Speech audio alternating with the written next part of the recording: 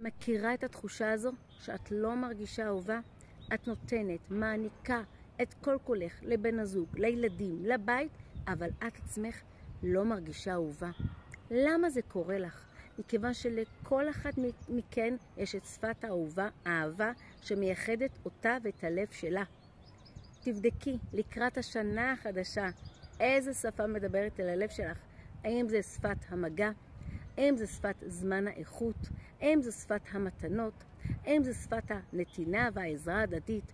האם זו שפת המחמאות, המילים המפרגנות, האינטימיות שנוצרת עם בן הזוג שלך? תדייקי עם עצמך איזה שפה מדברת אלייך, ולקראת השנה החדשה תתווכי את זה לבן הזוג, תספרי לו איך את מרגישה אהובה.